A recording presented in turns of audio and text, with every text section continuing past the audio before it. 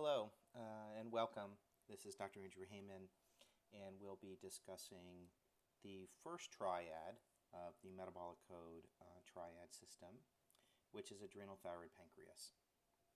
And today we'll be reviewing the relationship between these three key hormones and how they relate to the broad area of lifestyle medicine, in a sense. And I would frame this in terms of these are the three major hormones that tend to underlie and are responsive to the behaviors that are linked to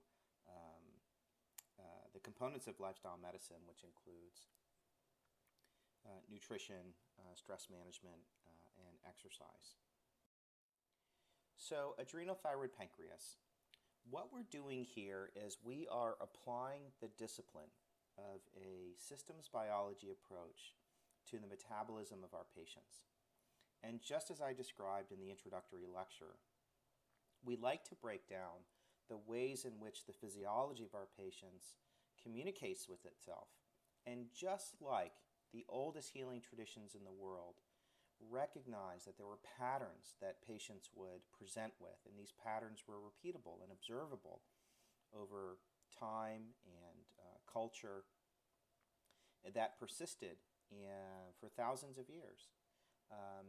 There's this recognition then that the patterns that we observe must have a biological truth to them, a physiologic basis for which we see or recognize what these patterns are. And so the framework that we've developed is a way of beginning to organize what we see and observe and also what we measure. The idea is that the body organizes itself around certain interconnected processes, and that more and more we're beginning to articulate what those processes are, as well as how we can measure them from a clinical perspective, and certainly what we might be able to do about it with regard to treatment.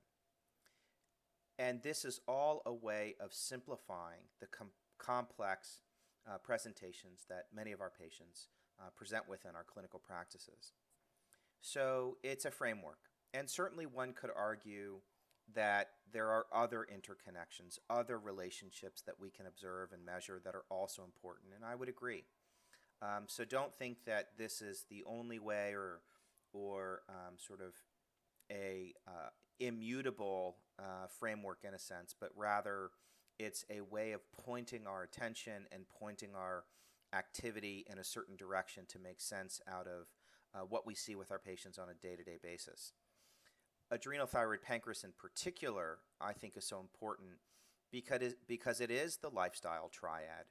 It is those set of processes that underlie how we eat, how we move, how we breathe, sort of how we participate in the world, and how that reflects in our overall health.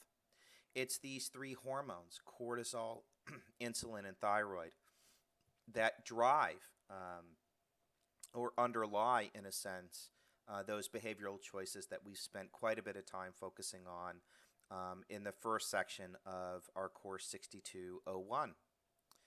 And so Triad 1 then provides, in a sense, a framework for the physiologic basis for how our bodies handle nutrition, at least in terms of carbohydrate control and management, which certainly is important with regard to obesity, insulin resistance, and diabetes.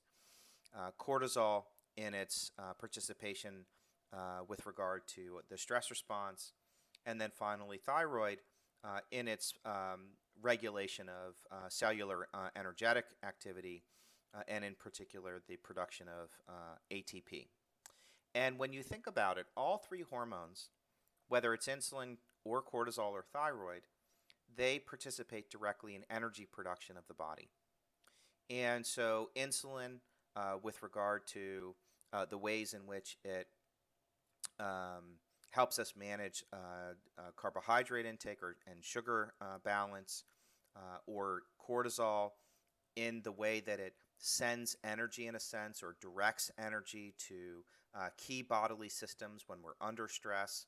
And then finally, thyroid, especially T3, as a key hormone in the thyroid axis, that drives cell energy production. And so all three together are so incredibly important with regard to energy production on the cellular level, but also even on the psychic level. From the patient's perspective, the way I describe Triad 1 to patients is that it's about stress, metabolism, and sugar. And they understand that they know that there's this relationship between how I feel and the stress I'm under, whether or not I feel sluggish, do I have low mood, am I sleeping well at night, and how that sometimes drives eating behavior and in particular cravings for carbohydrates and sugars. On a metabolic level, each of these hormones are central regulators of physiology. And when they're normal, when they're in balance, we feel vital and we feel well.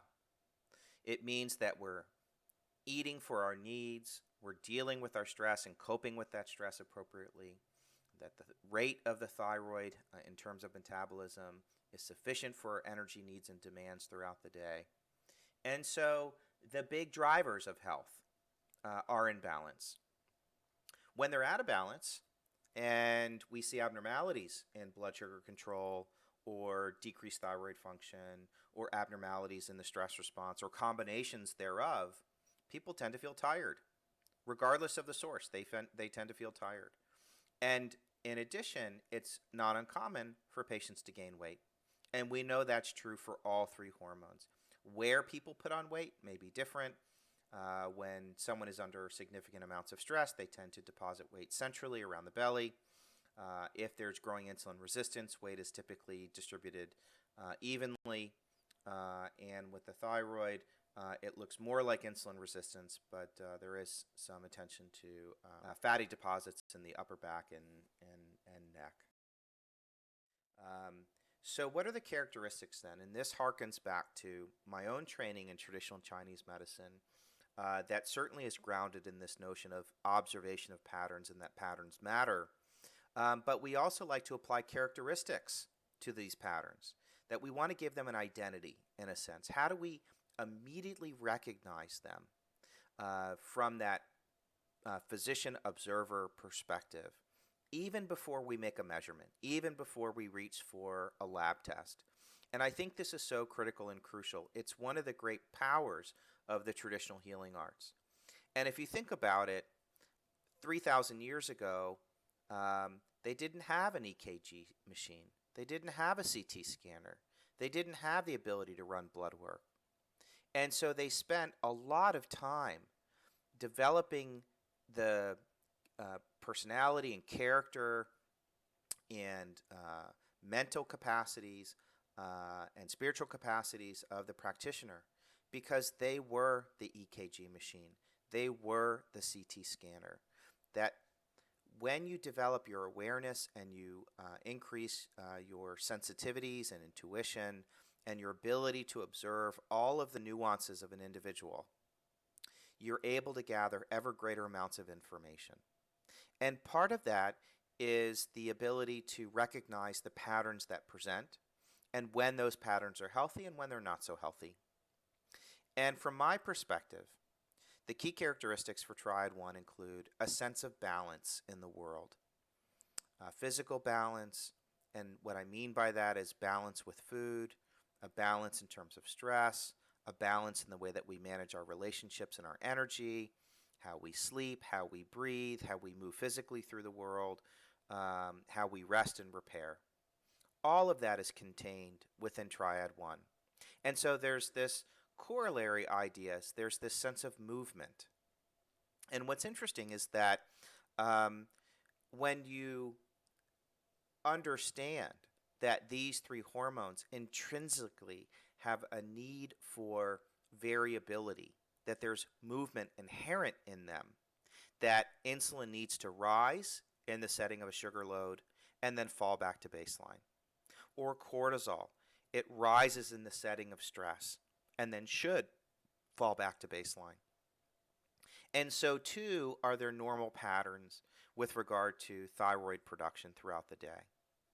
And so when you look at the area of chronobiology, which is the evaluation of how bodily systems are linked to the day-night cycle or longer cycles such as a month or a year or even the life cycle, that our physiology was meant to move. And when it stops moving, when cortisol levels are too high persistently or too low persistently, or when our insulin levels remain significantly high or thyroid levels are too low, when we lose that movement, when we lose that ability to respond to the world around us, that's when disease begins. There's a whole area of research called chronobiology that focuses on this. But when we do move, when those hormones are acting in perfect response to the inputs that we see in our day-to-day lives, we have plenty of energy. We gain energy from the food we eat. We have energy to deal with the stressors of our lives. And the thyroid confers that energy at the cellular level. And so there's this notion of rhythmicity, the rhythms of our lives, the rhythms of the day-night cycle, the rhythms of managing stress and relationships and meaning and purpose. And when those rhythms are in sync, we have vitality. And on a larger scale, as long as we also have a sense of meaning and purpose, then these hormones tend to be in balance too. And when we lose meaning and purpose, when we feel like we're unanchored in the world, it's often a stressful state. So we have a greater load on the stress response itself, but that in turn often affects eating patterns and the efficiency of our ability to burn carbohydrates, as well as the efficiency of our thyroid. So the characteristics of Triad 1, when you're evaluating your patients and you're listening to them about how they describe their lives and how flexible they are in their lives and their ability to manage their energy and make good choices and participate in what is, an inherently stressful existence for all of us, that they have a sense of vitality and they retain that sense of meaning and purpose. And so that's Triad 1 from that characteristic perspective. So here we are, adrenals, thyroid, and pancreas. Now clearly any one of these areas are can be more broadly defined from a physiologic perspective than just the glands or organs that produce them. That's certainly true for the stress response, and even is true for the pancreas and thyroid. But for nomenclature's sake, we reduce them to their irreducible components: adrenal, thyroid, pancreas, Triad 1. Or from the patient perspective, stress, metabolism, and sugar. And this is exactly what I say to patients. I draw my triangles, or now that we have our assessment tool, the AIR support, we can have them fill out a questionnaire. And certainly we want to identify those patients that are feeling out of balance in life. They're having carbohydrate cravings. They're not sleeping well. They're gaining weight. They're lacking motivation. They have low energy and mood.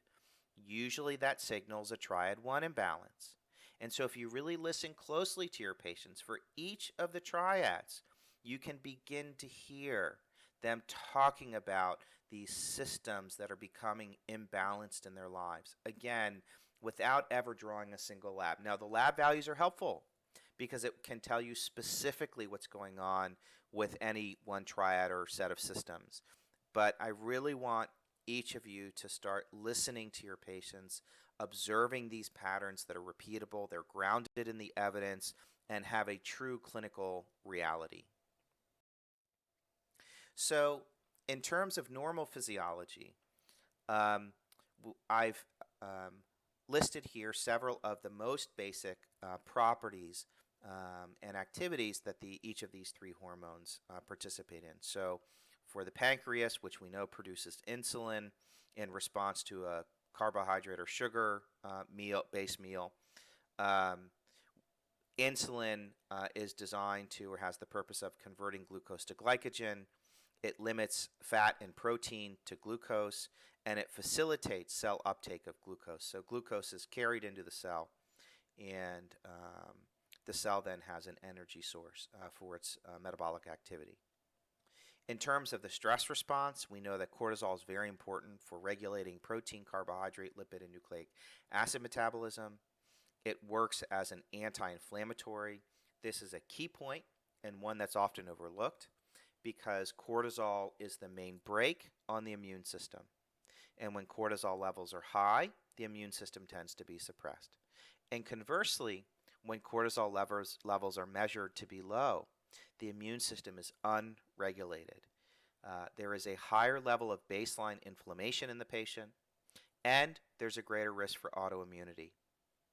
So when we look at patients from a measured stress perspective and we capture whether or not their cortisol levels are too high or too low, we can immediately infer that there are other issues going on in other systems, like the immune system.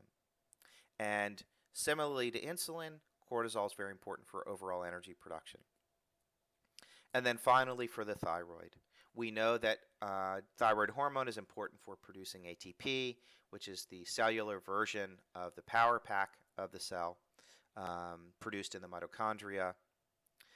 It participates in protein synthesis, and it's important for growth and activity of the nervous system.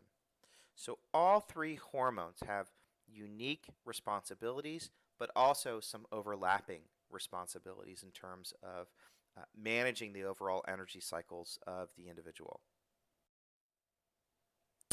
So what happens when a patient is under stress? What happens when our cortisol levels go up? When we observe the lion in our environment and we have to deal with the stressor of the moment? Yes, there are psychological mechanisms that are invoked, and people who have a healthy stress response from the emotional perspective, we typically say they have good coping skills and resiliency. But there's also a biological reality to the stress response, that the brain and its psychic structures observe that stress and integrate it and evaluate whether or not it's a threat. And then we have behaviors that immediately arise from the perception of that threat, and whether or not those are healthy coping behaviors or not. Some patients will choose smoking and alcohol and risky activities to help them cope with and manage the stress of their lives, and others will participate in healthier activities to increase their resiliency and respond to that stress appropriately. But at the same time, as our bodies are responding to that stress and cortisol levels are going up, there are key changes that occur throughout our physiology. And in the moment, when cortisol increases, blood is shunted to the skeletal muscle. We increase our peripheral vision. We improve our short-term memory. And we have an increase in cardiac output, all of which is designed to improve our strength and awareness and ability to respond to the stressor. And conversely, there are other systems that shut down. Turns out that when cortisol levels go up, we have less digestive capacity. It also impacts our ability to reproduce, meaning that cortisol will suppress our reproductive hormones. And finally, our immune system is suppressed. And it's because we don't want excess inflammation if we have an injury. We want to have regulated inflammation. And more specifically in the context of Triad 1, when cortisol levels are high, there is a commensurate change in insulin receptor activity. And that's important because it creates a temporary insulin resistance. The reason for this is under high states of stress, especially if we're being mobile and physical in our response to that stress, we want plenty of glucose ready to go in the bloodstream. And the only way to raise blood sugar in the bloodstream to make it available is to increase insulin resistance in the moment. But the problem, of course, is that if this stress continues or the body doesn't turn off its stress response, it can then perpetuate insulin resistance and continue to create risk with regard to developing diabetes. And in turn, because we have an elevation in cortisol, there are other hormonal changes that may occur over time, including loss of a neuropeptide or neurohormone called DHEA. And DHEA, like cortisol, is produced in the adrenals, but more recently, we've also learned that DHEA is produced in the brain. And it protects the brain against high states of stress. And DHEA is very important as an antagonist to cortisol in this regard. We know that this is critical in terms of our understanding of the stress response because it turns out that as cortisol levels continue to climb, the area of the body that is most vulnerable to high states of cortisol is the brain, and in particular the hippocampus. The hippocampus is a small structure that sits near the hypothalamus, and it is the circuit breaker for the stress response. It has more cortisol receptors than any other area of the brain. The hippocampus has two primary functions. The first is it participates in consolidating short-term memories, and even more importantly, it helps to create the importance of memories or the context of memory. And why that's key is because we want to remember that this lion that we just evaded is important because it's a threat. And so the hippocampus does that. And that's why cortisol levels or cortisol receptors are so high in the hippocampus. But it also has a second function, and that is it acts like a circuit breaker to the entire stress response. And as the hippocampus is saturated in cortisol, it sends inputs into the hypothalamus to slow hypothalamic activity.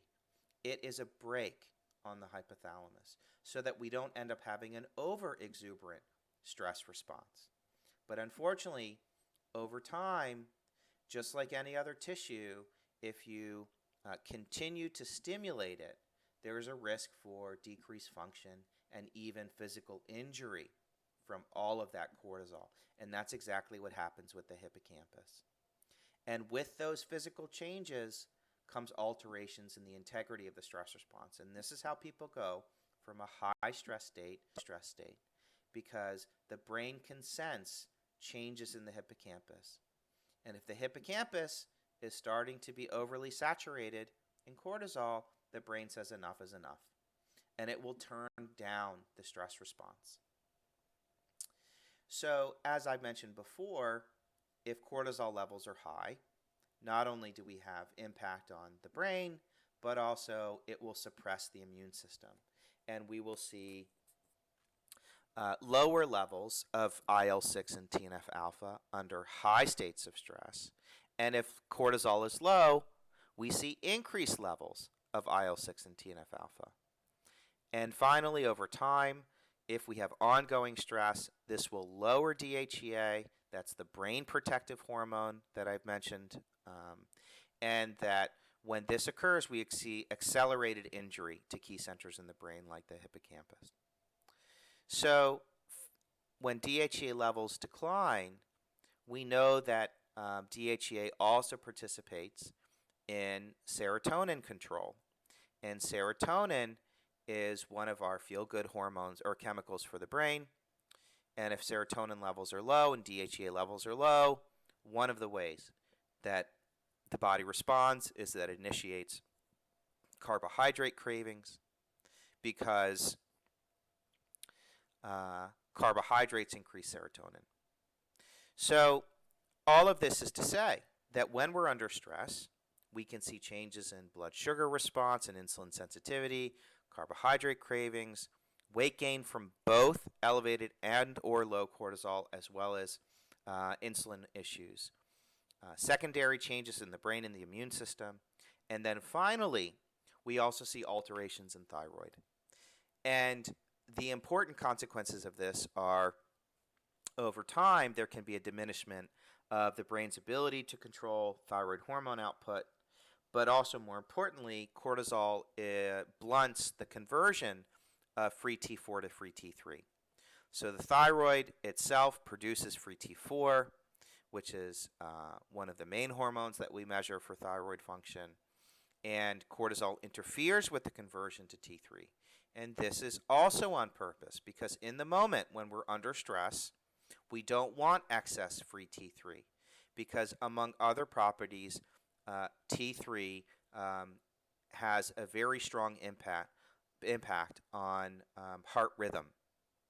And so if there is excess T3 available and the heart is already under stress from an activated stress response, it increases risk of arrhythmias. And so cortisol will interfere with the conversion of T4 to T3 to limit the production of that hormone that's available, to further limit its impact on the heart. And so, once again, the problem is if we have persistent stress, we tend to have lower T3 levels. At the same time, because the body is trying to keep up with lots of stress, it will consume its internal resources, like the amino acid tyrosine, which is critically important both for the conversion of T4 to T3, but also tyrosine is the precursor to our stress chemicals, norepinephrine and epinephrine. So when patients are under long-term stress, they have lower levels of tyrosine, but they also tend to waste selenium and zinc, also both critical for thyroid function. And conversely, as cortisol levels continue to climb, T4 is shunted away from T3 and towards increasing reverse T3, which is the storage form of T3. It does not have biological activity. So all of these changes occur when a person is under stress. The thyroid becomes less efficient. We become relatively insulin resistant. We can see alterations in the brain. We can see suppression of the immune system. We can see changes in peripheral hormones like DHEA. And while this is okay in the short run, it's not okay in the long run. And that these changes will typically lead to lower and lower levels of energy and weight gain. So what happens when we have a depressed thyroid? Well, if we have some sort of thyroid problem like Hashimoto's, for example, and the thyroid has an inability to produce adequate amounts of free T3, one of the direct impacts is we have reduced conversion of cholesterol, which one of its main functions is to act as the main substrate or precursor to all hormones in the body. And so with low thyroid activity, we have limited conversion of cholesterol to pregnenolone. And by virtue of that, we tend to have a blunted cortisol response. In addition, when thyroid levels are low, it has direct impact on insulin sensitivity. The insulin receptor is dependent on free T3. We need plenty of T3 around to turn on that insulin receptor. And if that doesn't happen, then glucose levels begin to build in the bloodstream, and we have decreased insulin sensitivity.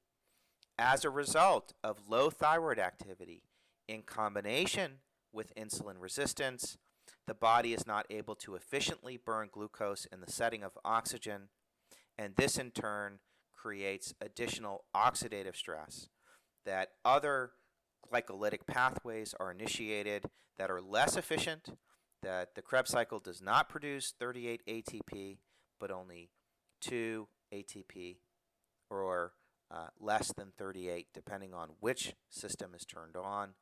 And by virtue of that, these inefficient pathways produce significant amounts of oxidative stress, and in turn, that because they're inefficient and we're not burning oxygen appropriately, just like an athlete who goes from aerobic to anaerobic metabolism, we then have excess production of lactic acid. And we can track lactic acid production or excess acidity in the body by measuring pH in our patients. So we know that they're becoming inefficient in their metabolism if their pH is too low, that they're too acidic. And one way to do that is to measure a morning pH. Patients need to sleep for at least 6 hours. And then they can measure a urine pH. There's a company called P-Hydrion, P-H-Y-D-R-I-O-N, that has very sensitive test strips, and they can compare their morning pH to an optimal value. Optimal is a pH of 6.8 to 7.5. Many patients are too acidic, and it's because they're under stress, their thyroid is inefficient, and they don't have enough minerals. And so what we ask patients to do is increase their vegetable consumption and increase their mineral consumption if they're too acidic. And there's lots of research recently to demonstrate with lower pH, this creates increased risk for thyroid abnormalities, as well as an inability to detoxify. It can signal kidney problems. So a pH is very, very important to assess in our patients. It's very simple to do and has a lot of prognostic value. And when thyroid levels are low, there are secondary consequences. We know that T3 is very important for serotonin receptors in the brain, so low thyroid can lead to depression and lowered cognition. It will definitely have an impact on cardiac function, as I mentioned before. It will slow digestion, and we'll see a loss of mitochondrial numbers and productivity at the intracellular level. So patients will also become fatigued and gain weight.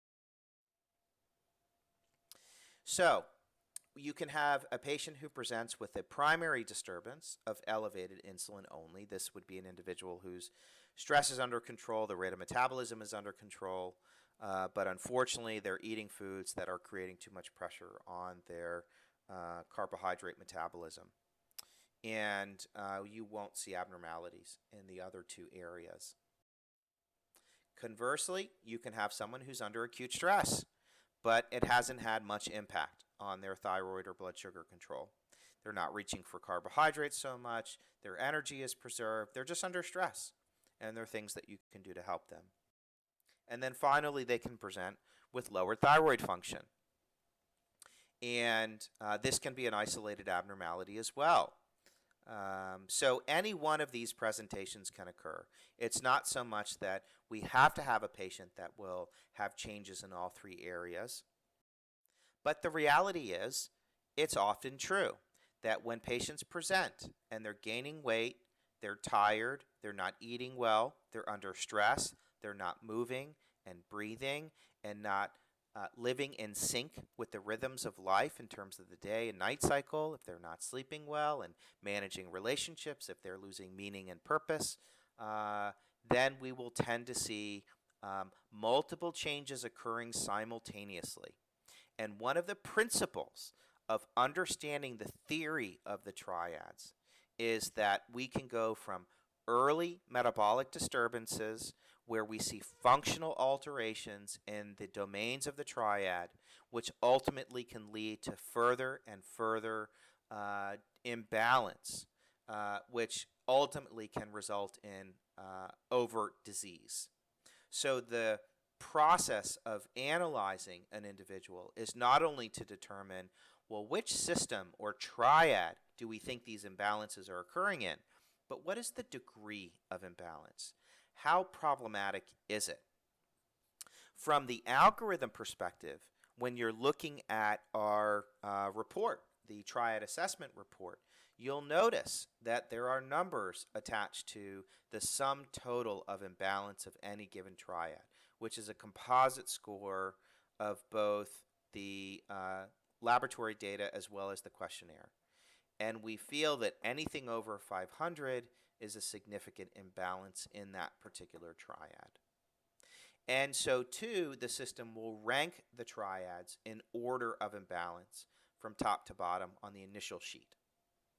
So what we've done in teaching about the triads is we've identified 3 stages of progressive changes that you can identify in any given triad, from mild to moderate to severe. And so I term these secondary disturbances, meaning that there is a primary driver that's causing changes in the other 2 corners of the triad. So in this particular example, what I call insulin dominant, this is someone who has a primary problem in their management of blood sugar intake or carbohydrate intake. And we're seeing changes as a result in the stress response and thyroid function. Those are the secondary disturbances. The primary is the pancreas or insulin control, and it's leading to changes in cortisol and thyroid. So this would be someone who might report gaining weight, that they are quite tired after they eat a meal, they're craving carbohydrates, they may at times feel irritable and shaky, and one of the consequences is immune dysfunction, where they're vulnerable to colds and flus. And when insulin levels are climbing, people feel achy as well. And one of the reasons for that is because insulin is a very pro-inflammatory hormone. So they're getting swings throughout the day. They eat a meal, they have a high in their insulin, and then their blood sugar drops. And then they eat a meal, and they have a high in their insulin, and their blood sugar drops.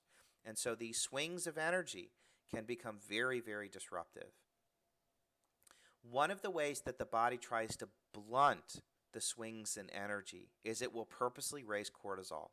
So cortisol will ensure that enough sugar remains in the bloodstream so that the swings aren't so profound. And so there's an emotional consequence to this, that if cortisol levels remain somewhat elevated in the setting of swinging blood sugar, people tend to feel wired and tired, and cortisol levels, which are meant to be high during the day, can also persist at night. And because cortisol levels climb in the morning to tell our brains and our bodies to wake up, if it's elevated in the evening, then people have a hard time falling asleep. And this is often what we see when we measure cortisol, is that if there is a sleep disturbance pattern, underlying that is usually an elevated cortisol. Not always, but often.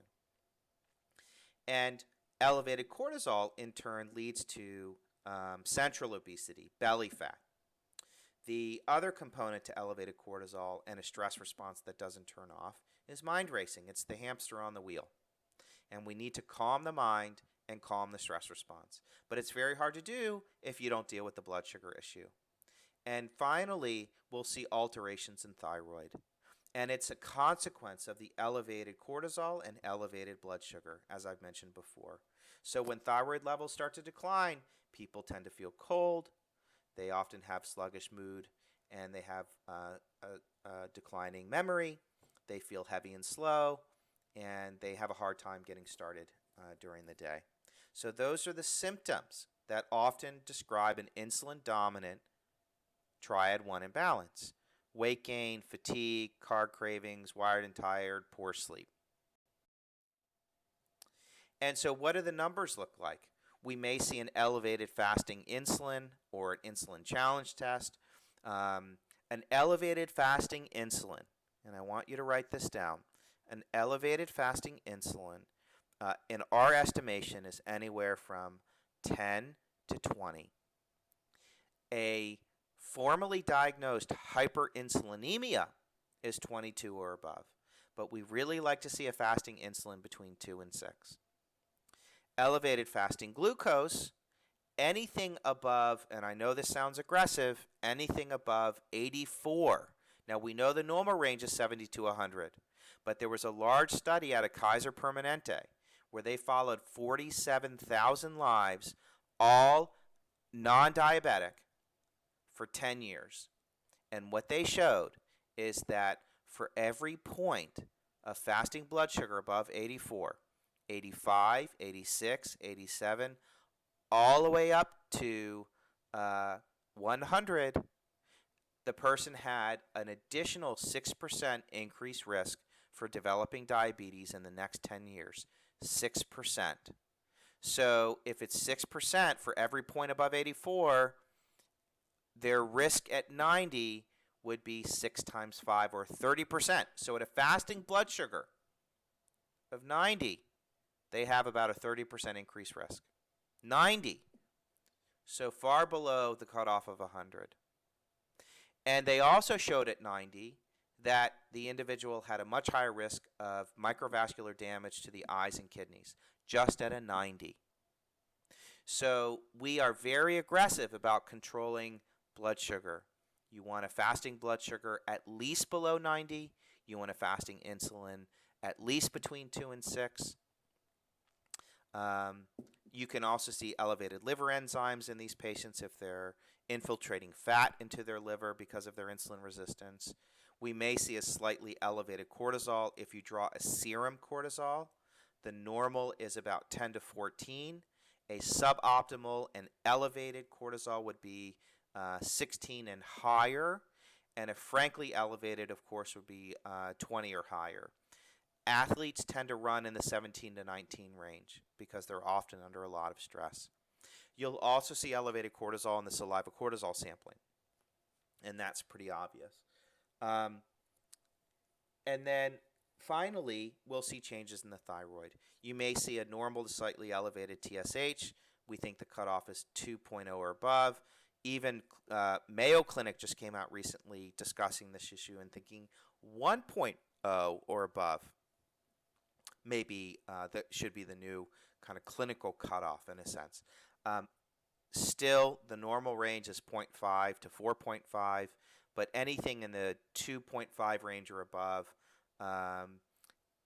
we think might be a little too high and could signal a sluggish thyroid and or depressed T4 or T3. And you want both of those in the top half of the range of normal by measurement.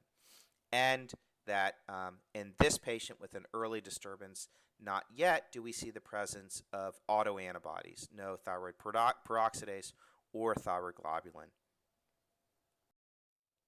So what would a patient look like who's insulin dominant? Here's our Sue Brubaker. She's a 36-year-old IT specialist who travels weekly. She loves to eat, mostly at restaurants due to work. It requires frequent snacking on protein and candy bars for energy and complains of foggy thinking and recurrent yeast infections.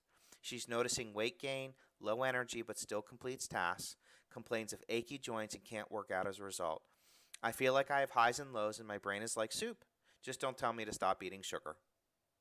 And so she's already indicating that she's having carbohydrate cravings, foggy thinking, weight gain, swings in her energy, and the achy joints.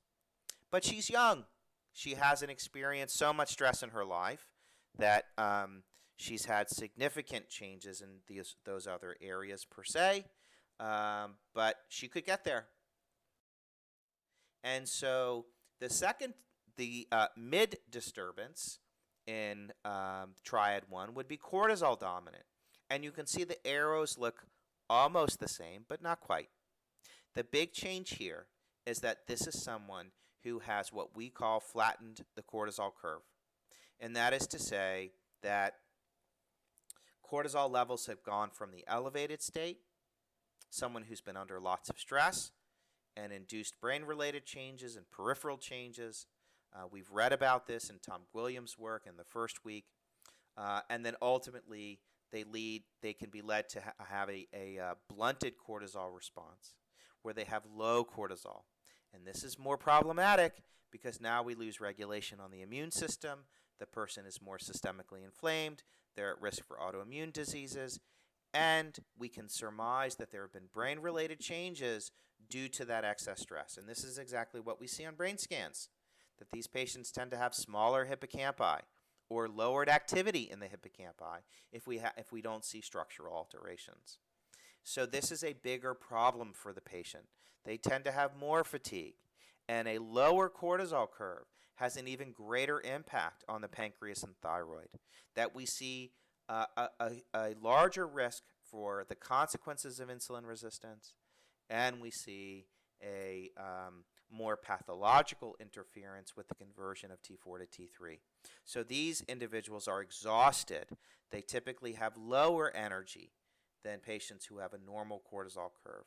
And because they've lost the integrity of their stress response and they're not having highs and lows when they should of their cortisol, if it's flat during the day and flat at night, they have poor sleep because the brain doesn't know when to rest and when to wake up.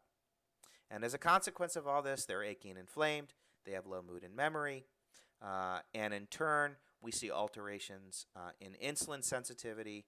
A flattened cortisol curve or low cortisol has an even greater impact on blood sugar control, and as I mentioned, an even greater impact on the thyroid. So what do the labs look like? We have a flattened cortisol curve or maybe a low morning cortisol. There's loss of rhythmicity.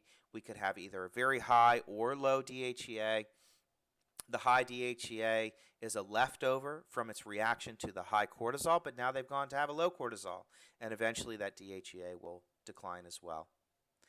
We'll see elevated fasting insulin or glucose, insulin above 10 usually, or fasting glucose above 90, as well as alterations in the thyroid, depressed T4, T3, maybe changes in the TSH, but still no alterations yet in the immune system with regard to it leading to an autoimmune thyroid problem. And again, as a consequence of all this, with a low cortisol pattern, we see elevated levels of IL-6 and TNF-alpha, and maybe a high normal CPK, because these patients are more catabolic, that these hormones are inducing breakdown in peripheral muscle tissue. So what does a patient look like who is cortisol dominant? This is Frank Jones, 48-year-old executive who works 70, 80 hours per week for as long as he can remember. His wife complains that he does not sleep well at night. He has lost interest in activities due to weight gain, a pesky ankle injury, and lack of energy. He grudgingly notes that his mind is not as sharp as it used to be, and neither is his body.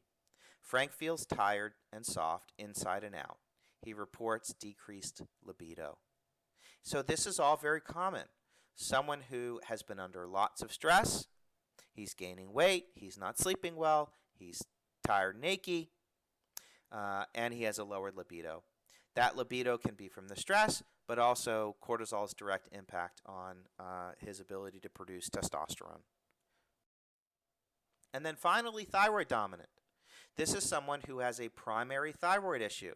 This is the final disturbance of Triad 1. This is the deepest imbalance. It is the one that starts to show real physiologic changes and functional and structural changes that are not only measurable, but have real import from my perspective. So this is someone who, yes, feels cold and they have diminished cognition and mood. They feel heavy and slow. They also are often exhausted and having poor sleep. They have weight gain, postprandial fatigue. So they sound like a cortisol dominant. But the main difference happens to be in their labs. And what their labs will show is typically the same as a cortisol dominant. Yes, they flatten their cortisol curve. Yes, they're having problems in their blood sugar. Yes, they have an elevated TSH and a low T4 and or T3. But the big difference is this is someone who now has the presence of autoimmune antibodies, the presence of thyroid peroxidase or antithyroglobulin. And what this means is that either their stress has gone on long enough and the immune system has now finally become unregulated, or there are other causes of this person's autoimmune thyroiditis. So let's consider Betty Rodriguez. She's our 52-year-old housewife who loves to cook. She follows the food pyramid closely, utilizing plenty of grains, pasta, dairy, and meat, with only occasional snacks and treats. She prides herself on feeding her children healthy, balanced meals and ensures that they're on a low-fat diet. She noticed recently some spread around the middle, but can't seem to lose weight despite the effort. She's having trouble getting started in the morning and feels creaky. Since her energy levels were low and she can never get warm, she was diagnosed with hypothyroidism. And she had a progressive doctor who started her on Armour Thyroid, which is a desiccated glandular from a porcine source. And this was a good idea to begin with, but once she began the medication, she feels just as sluggish as ever, even though her TSH is now normal. So let's back up a second and look at what are the typical dietary considerations that I often recommend to patients who have a Triad 1 imbalance. Well, it depends on what the main driver of the imbalance is. Are they having primarily blood sugar and insulin issues? And do we need to get the carbohydrates out of the diet? So we put them on a restricted or modified carbohydrate plan, such as paleo or caveman or a low glycemic index diet. Or do they have presence of an autoimmune process? And we know that foods can be a big trigger for autoimmune illnesses.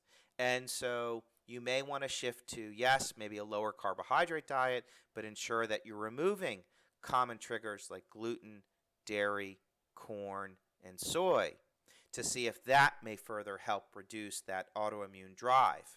So those are the categories of diets that we tend to recommend. Now, I don't often keep patients on a very low carbohydrate diet for too long, maybe 60 days or even 90 days.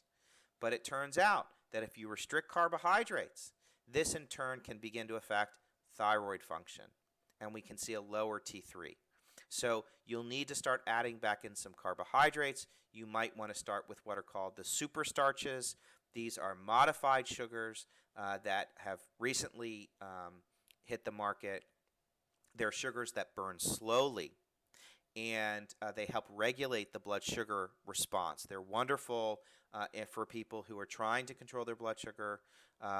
They're also very good for athletes who are prone to blood sugar abnormalities. One of the products goes under the name of UCAN, UCAN. This is a superstarch derived from corn, but also if you boil potatoes and let them cool, there will be naturally high amounts of superstarch. Or finally, slightly green bananas also have these modified sugars. And while they're sugar, they burn very, very slowly. And so they can help control that carbohydrate response. But also, the superstarches feed the gut and ensure, in turn, that there's plenty of thyroid hormone to go around. So dietary guidelines: caveman diet, modified caveman with evening carbs, meaning raising a lower carbohydrate intake of maybe 60 grams per day to 80 or 90 grams. If they're having evening carb cravings, it's fine to add in some low GI carbs, meaning glycemic index. You can also do the classic low glycemic index diet, but sometimes that means that they're still getting too many carbohydrates. You can do a gluten-free diet if they're having allergies, and instead of giving you handouts, we've given you access to the Lifestyle Guidance Portal and encourage you to use MyFitnessPal to play around with different diets. So what are the supplements that go along with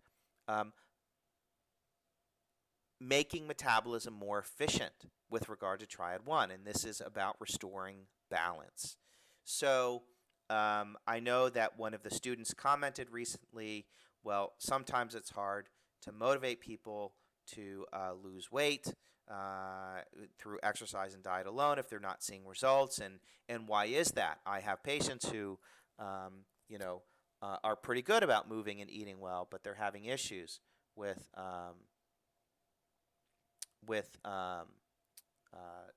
maintaining a normal weight, and often it's because their Triad 1 is too inefficient. And so it's not just about calories in and calories out. That's only part of the equation. It also has to do with the efficiency of metabolism. And if you have someone who's under stress, or they have key nutrients that are depleted, or they're not eating correctly for their blood sugar tolerance, then we'll see changes, or they'll need some help in supporting their metabolism. So I've organized all of the supplements that I think are important with regard to managing Triad 1, and they're designed to support each of these areas. And again, the discipline of treating a Triad 1 imbalance is you treat all three corners of the triad at the same time. You don't do just one thing, you pay attention to all three. Now, your emphasis may be greater on one corner versus another, but we have learned that these are systems that are talking to each other, and we have to have the discipline of supporting the entire triad and not just one area alone. So we've reviewed a lot of these in the monographs that we've posted. You will continue to go through them with your readings as well. So I'm not going to go into them in any great detail because you'll already be doing that. Many of them should look familiar to you, but now we're giving them an order. We're giving them a placement with regard to where they exist and how they're important. So let's go back to Sue Brubaker. She is our insulin-dominant patient, meaning that she has an early blood sugar abnormality. She's our sugar addict with energetic highs and lows, with progressive weight gain, which is evenly distributed. And when we measure her, she's noted to have a significantly elevated fasting insulin of 50, which means that she's hyperinsulinemic. She has an elevated glucose of 95. Even though it's in the normal range, it's clearly high normal, certainly well above the marker of 84. When we measure her serum cortisol, it's 19, so it's in the high end of normal. It's certainly not in the 10 to 15 range. And then finally, with her thyroid, her TSH is above T2.5, and her T4 and T3 are on the lower end of normal. She does not have the presence yet of autoimmune antibodies, and her ferritin levels are preserved. Ferritin, as I mentioned, like selenium and zinc, is important for the conversion of T4 to T3. So what do you do with a patient like this? Well, you pay attention to each corner of the triad. And that means you want to break her growing insulin resistance, you want to help her manage her stress response, and enhance her thyroid function. From the dietary perspective, because her blood sugar is starting to climb and she's having swings in her energy throughout the day, especially postprandial, you need to get the carbohydrates out of the diet. Paleo, caveman, modified caveman, low glycemic index, all of these kinds of diets are in the Lifestyle Guidance Portal and in MyFitnessPal, but the recommendation is a lower carbohydrate diet, around 60 to 80 grams per day. So goes under different names, caveman or paleo. We recommend removing grains and dairy and gluten because those are allergens in the diet that can raise insulin response. If there's a presence of evening carbohydrate cravings, you can add 1 to 2 servings of low GI carbs as well. In terms of managing her insulin, one of the keys of reducing an elevated fasting blood sugar is to replace minerals. So if the fasting blood sugar is above 90 and there's a elevated cortisol at the same time, replete minerals. A good multivitamin will go a long way in this regard. And in addition to that, you have the big three. You have magnesium, chromium, and vitamin D. All three are critical in maintaining normal insulin tone. And so magnesium, 300 to 500 milligrams twice a day. That comes in different forms, whether it's glycinate, malate, taurate, aspartate, or mixed forms. They're all fine. I tend to avoid magnesium oxide, which is the most poorly absorbed form. In addition to chromium, you need 4 parts chromium for every insulin receptor. Chromium and magnesium are wasted in the kidneys as blood sugar climbs. It's an unfortunate consequence of an elevated blood sugar. The very nutrients our body needs for those insulin receptors to turn on tend to be low. And so we have to replete chromium in the same way we replete magnesium. Chromium is 1,000 micrograms in the morning and 500 micrograms in the evening for at least 60 days, then 500 micrograms twice a day. And then finally, a vitamin D measured to a serum of 60 to 80. And that's where all the literature shows you have improved blood sugar control. So those are the big three: magnesium, chromium, and vitamin D. If you have a patient who has frank hyperinsulinemia in addition to an elevated cortisol, you want to add some alpha lipoic acid, at least 600 milligrams twice a day. And if in 60 days there's no improvement or they have frank diabetes, we recommend bitter melon, 3 tablets daily for 60 days, then 1 tablet twice a day. You want a high extract of bitter melon, at least 15%. Vinco sells that product, VINCO. In addition, there's an even newer product that recently hit the market called bergamot. And bergamot is a citrus fruit that grows out of Calabria in Italy. It is incredibly potent for regulating blood sugar. It also has been shown to lower cholesterol. So bergamot, 1 capsule twice a day, 30 minutes before meals, is one of my new go-to products. It's very common for me, for someone who has a significant and growing blood sugar abnormality, to do a multi, magnesium, chromium, vitamin D, alpha lipoic, and bergamot. You can also add in cinnamon, which is well studied, 125 to 250 milligrams 3 times a day, with resveratrol, 200 milligrams daily. So this is our algorithm that we typically use to guide us with regard to managing blood sugar abnormalities. If you stick with this, you'll have a nice response. Key concept: if a patient is not losing weight after 60 days, you've pulled the carbohydrates out of the diet, you've really focused on repleting key minerals and nutrients, you've added in some dietary supplements like the lipoic and bergamot, and they're still not losing weight, it usually means that there's so much peripheral inflammation that's being generated in the adipose tissue that we need to give them better anti-inflammatory control, which allows them to induce what's called free fatty acid shuttling, so they can move the fatty acids from the adipose tissue and the visceral fat back down into the GI tract. It's metabolized by the liver and burned as energy. So fish oil, 1 to 2 grams twice a day, in addition to Magicare, which is a plant sterolin.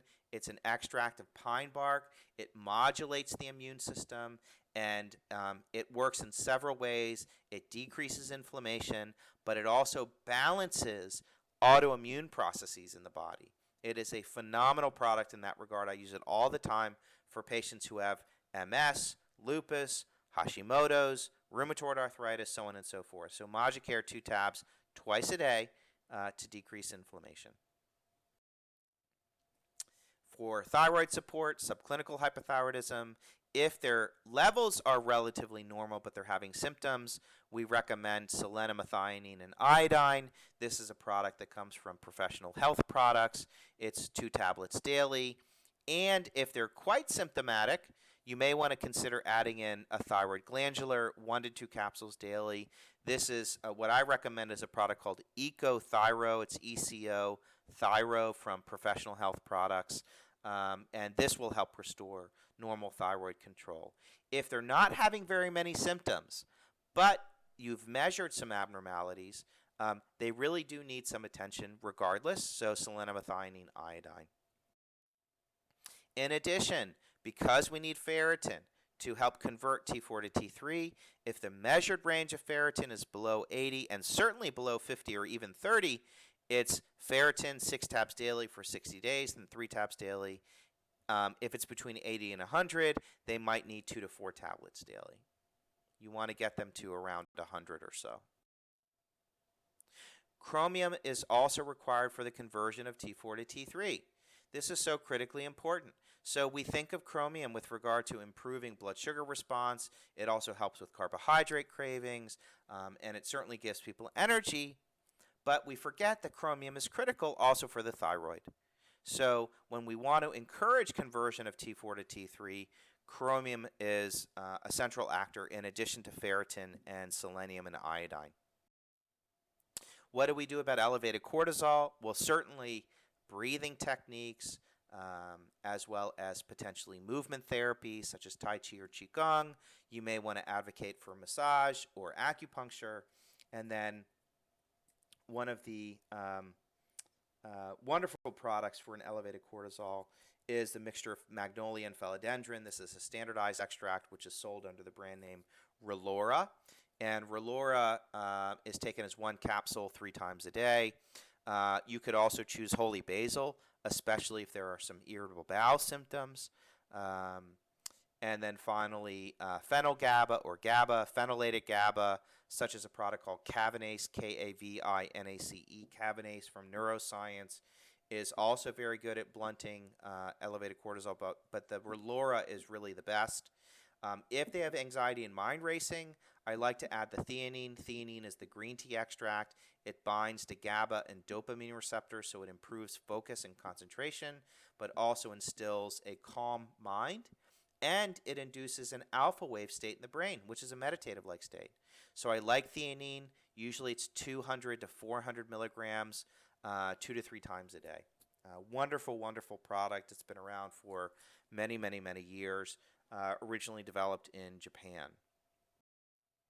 Another key concept, if there's a growing blood sugar and insulin problem, cravings, and stress, you may want to consider adding tryptophan, 500 milligrams, 3 to 4 times a day.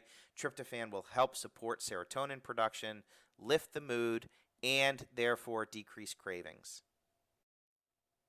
So in summary, what might you do for someone who has an early disturbance in Triad 1?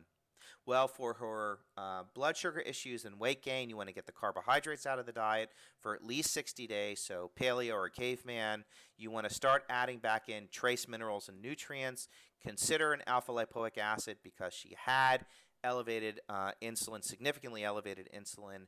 And then you may want to choose either a bergamot or a bitter melon to really drive home the metabolic message of break that insulin resistance. For her thyroid, she had some symptoms but not significant lab abnormalities, you'd still want to offer some selenomethionine, iodine, and ferritin.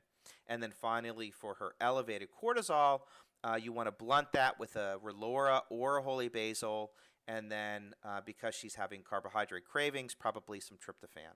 So you have some choices on this list. I would go with the bergamot and the Relora and not do the holy basil. That would be my regimen for a patient like this. And in terms of modifying her diet, I'd also get her on an exercise program and ensure she's sleeping well at night. And a patient like this, if she's willing to follow through on the behavioral changes and the lifestyle issues and begin to balance her metabolism, she'll correct in about 4 to 6 weeks. So let's move on to Frank Jones. Remember, he is our middle-aged executive who's been burning the candle at both ends. And so he's lacking vitality, libido, and intellectual drive. He's burned out, stressed out, and checked out. He's had weight gain, poor sleep, and beginning to struggle.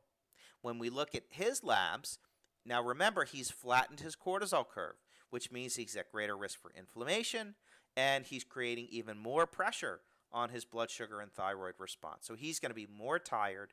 He's going to be harder to fix. It's going to take a longer period of time. And when we look at his labs, in addition to having a flattened cortisol curve, he has a low DHEA. Certainly, we'd want him to be in the 250 range or above. For his fasting insulin, he's almost hyperinsulinemic at 21, and he's got an elevated sugar at 97. And if you notice, his thyroid labs are all low. He has a low TSH, a low T4, and a low T3. And you think, well, if he's got a low T4 and T3, why doesn't he have a higher TSH? Why isn't the brain responding and telling the thyroid to make more thyroid hormone? And it's because the brain has been under assault from so much stress that he's been under over the years that we see a diminishment in the feedback loops in all of the hormones. And so we see a lowering of thyroid responsivity. And ultimately, we'll see a lowering of his androgens as well, likely testosterone. And so what's happening is the brain is not talking very well to the rest of the body because he's been under so much stress. And basically, the brain has said enough is enough. I'm turning off the stress response. I'm reducing cortisol and trying to protect itself from further assault. But if you notice, he does not yet have the presence of TPO or thyroglobulin antibodies. So what do you do with him? Well, it's a matter of emphasis. You want to support the central stress response, meaning protect his brain and begin to balance his cortisol and DHEA. You want to manage his growing insulin resistance, so you still have to deal with the fact that his blood sugar is elevated, and you want to limit any further stress on the thyroid because we know that his TSH and T3 and T4 levels are low. So in terms of nutrition, it's the same general approach. You want to get the carbohydrates out of the diet. And in terms of the stress response, he has low cortisol. So what do? Well, we definitely need to get him on an adaptogen. And adaptogens are those special herbs that over thousands of years, by most herbal traditions, have been shown to help improve vitality and increase our stress resilience. So they're quite special and unique. Every herbal tradition has one or two. In China, it was ginseng. In Japan, it's cordyceps. In India, it's ashwagandha. In Southeast Asia, it's maca. In Eastern Europe, it was rhodiola. And so you have a number of choices. You'll be reading about each of them. You'll see many products on the market combine those into a multi-herbal product. So does he have ongoing stress? Needs to be on an adaptogen. More recently, I've been using the RG3, which is an extract of ginseng. It has to be compounded at a pharmacy, and it's that's done by Ray Solano out of Austin, Texas, at Specialty Compounding. The RG3 is 2 milligrams per ml, and it's 1 spray per nostril twice per day. This is an extraordinary product to prevent any further damage to the brain from stress, to decrease neuroinflammation, and actually induce a repair process in the brain. It's incredible in that regard. In terms of ongoing anxiety and low cortisol, you can always consider reaching for glandular I'm doing that less and less. But if you decide that you want to give some direct support in terms of a low cortisol because you feel that they need some glandulars, then you have to decide, are they flat and tired or wired and tired? If they are flat and tired, you can do the whole glandular extract of 2 caps twice a day. I tend to recommend Adrenal, ECO Adrenal from Professional Health Products. If they're wired and tired with a flat cortisol curve, then you don't want to give them the whole gland because it would be too stimulating, and give the cortex instead. So there's an adrenal cortex extract, 2 caps twice a day. And then finally, for DHEA replacement, because this is a case for a male, males you can consider replacing anywhere from 25 to 50 milligrams. And females, it really is about 5 milligrams to maybe 15 milligrams. Key concept: if a patient reports difficulty sleeping, you can add a glandular called neuromedulla, 2 caps at night, to reactivate the hypothalamus. This glandular helps to reconnect that hippocampus, which is under assault from stress, and link it back up to the hypothalamus, so those two key brain centers are talking again, and patients can begin to sleep more normally because it helps to support the circadian rhythm. Another key concept: if patient reports depression and fatigue, you want to add tryptophan to restore serotonin levels. And then finally, if there is low cortisol, this allows for an unregulated immune system activity, which increasing baseline inflammation and potential for autoimmunity. So meaning that when cortisol levels are low, people are overall more inflamed. And we have to include that as part of our thinking with regard to the treatment plan. So not only do we consider the brain-related impact of stress, but also the inflammatory impact of stress. So we've seen this progression of what to do with insulin management all the way down to the bitter melon and bergamot. The key is replacing minerals, magnesium, chromium, and vitamin D. Always, always, always. In terms of thyroid support, are they having symptoms? If no, some selenium, methionine, and iodine. But if they have low thyroid function and low cortisol, consider tyrosine, because tyrosine is important not just for combining with iodine to form thyroid hormone, but tyrosine is also important as part of the neurologic response to stress, meaning norepinephrine and epinephrine, and tyrosine is the precursor to those chemicals. And so it's important to replace all of those. If they're having symptoms, though, then you can consider adding in a glandular of some sort like ecothyro or even a low-dose prescription. So key concept: add tyrosine when adrenals and thyroid are low due to preferential consumption under times of stress. This will help boost focus and concentration because tyrosine is also important for stimulating dopamine production. So what would you do for someone like Frank?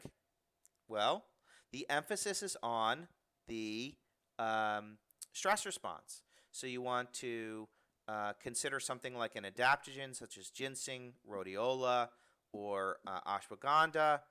I would often recommend RG3, but if you can't prescribe RG3, there's plenty of products on the market. You could also consider something like Relora, because it too is an adaptogen.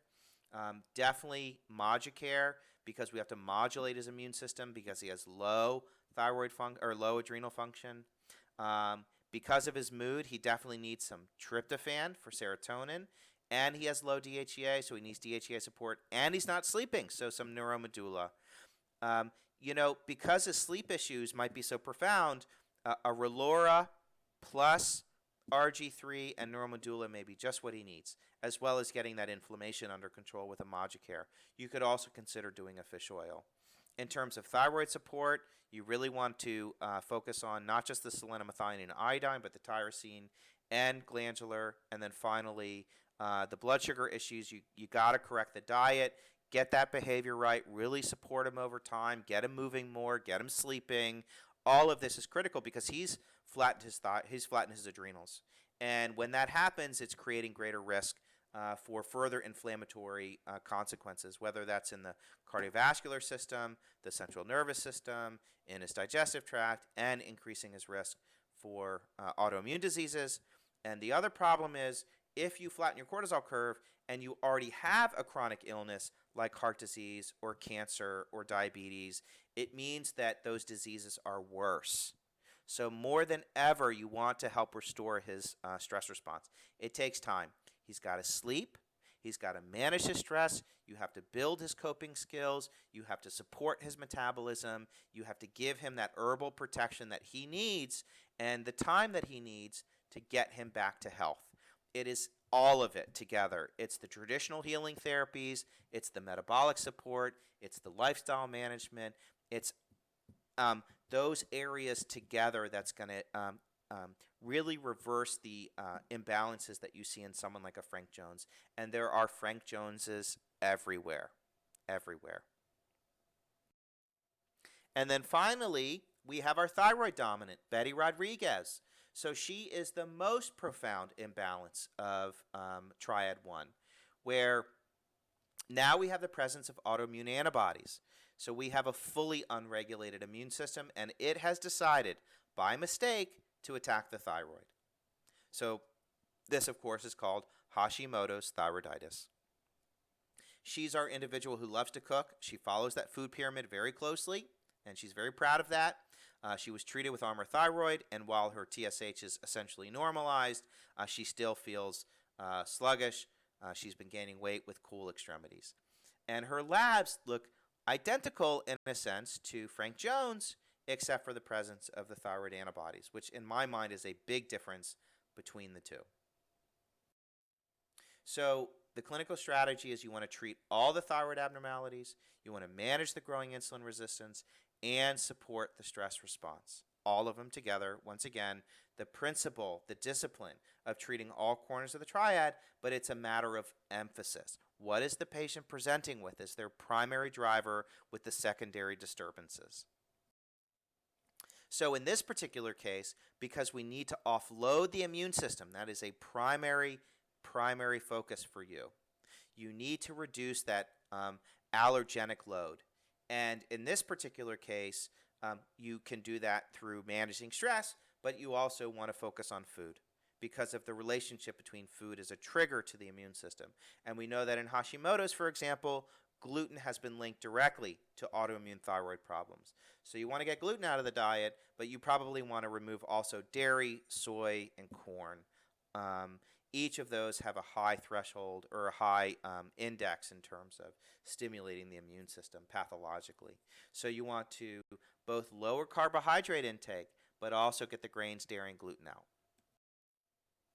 Now, because Betty has the presence of autoimmune markers, there are some key things that I want you to do.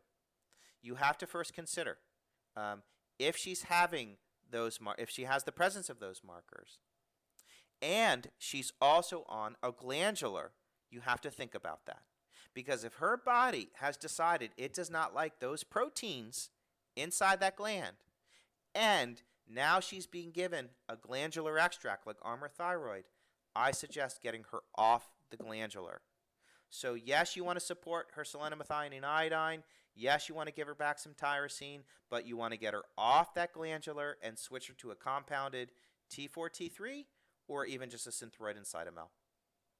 So that is a key part of solving this story, and that is no more stimulating her through glandulars. So, key concept, presence of TPO antibodies indicate an autoimmune process, and you want to seek causative factors. Food allergies and sensitivities. We will cover exposure to chemicals and heavy metals when we get to Triad 4. We also want to consider biotoxins. This is primarily a Triad 2 phenomenon, and that is to say, does this patient have a chronic infection like Lyme? Is she living in a moldy home? All of which has been linked with a Hashimoto's. And then finally, maybe it's just from her stress. She's flattened her cortisol curve, and that's liberated the immune system. Any one of these, or several of them together, she could have stress and a gluten sensitivity, or she could have mold in her home and a cadmium and lead exposure over the course of her life. So combinations of these pressures on the immune system can also stimulate a Hashimoto's, and we have to be careful about looking for the underlying causes. So in terms of the chronic infections, you may want to assess for a reactivated Epstein-Barr virus, where you need to draw an early antigen. I also look for mycoplasma pneumonia, HHV6, CMV, toxoplasmosis, as well as Lyme, Bartonella, Babesia. And in the future, I'll go over this in detail. But that's the list that I typically will evaluate for. So in addition, it turns out that if she has the presence of TPO antibodies, magnesium has been shown to blunt that response, and Moducare has also been shown to modulate autoimmune processes, so sterols or sterolins. And then finally, even astragalus, which is an immune modulator. It's an old Chinese herb. Very good in this regard, too. I would do either Moducare or astragalus. I like Moducare. Again, if presence of TPO antibodies, do not use prescribed or over-the-counter glandulars. What do we do for her stress response? She does have low cortisol. I would start an adaptogen on her. We still have to manage her blood sugar issues, replace key minerals and nutrients. We want to add tyrosine when her cortisol and thyroid levels are low, if she has poor focus and concentration. And this is what we would do. We really want to emphasize the thyroid, selenomethionine iodine, tyrosine because her thyroid and cortisol were low, switch her to a compounded T4, T3, start an immunomodulator like Moducare, certainly consider an adaptogen because she's been under stress, as well as some tryptophan and DHEA for her energy and mood, and also replete key minerals and nutrients and get her on a lower carbohydrate diet. She is way overemphasizing grains. We really need to educate her in that regard. Probably reduce consumption of calories overall, get her on some sort of moving program, even if it's just walking, make sure she's sleeping at night, and finally deal with those causative factors. And we will get to these in the additional triads, whether it's looking at infections or toxins or more specifically diet itself and even gut immune allergies, so food sensitivities and how to deal with that. So some of this is coming attractions, and we will fill in all of those areas that you feel like maybe you didn't get enough detail, but rest assured as we move through the triads from a metabolic perspective, you will get all the answers that you need to solve these cases. But these three, whether it was an initial early imbalance all the way to this late imbalance with an autoimmune process, this is the model for how I want you to look at these patients, because they will present as patterns, and these patterns repeat over and over and over again. And to remind you, this to me is the lifestyle triad. It is about food and stress and movement and sleep and dealing in the world. And these are the three hormones that become imbalanced when there's too much pressure on this system, when that lifestyle component of the health of our patient is not in balance. And so we have tools and tricks to be able to deal with this from a metabolic perspective.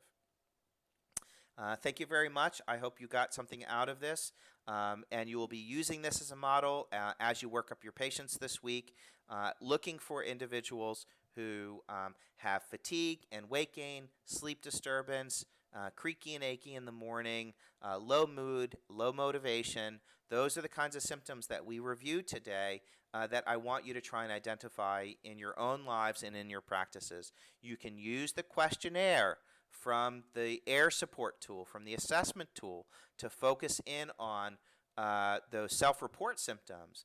And hopefully you'll find a number of patients who report high in Triad 1, and this gives you a map with regard to what to do. So you don't have to follow what the report says, but it gives you a window with regard to the way to ask those questions of patients to identify whether or not they have a Triad 1 imbalance. You can also, if you want, not have to use the system. It's nice if you do because it's there for you. But if you're already seeing patients and you're getting lab results, you can order a glucose and a thyroid and a cortisol and just see where these patients land. You might be surprised that there are patients walking around that you haven't measured very precisely, and they have an insulin that's 25 and they have a cortisol that's 22, and you say, you know what, you're a Triad 1 imbalance, and we're going to do X, Y, and Z for you. So certainly feel free to draw inspiration from your own practices if you're in a position to draw labs.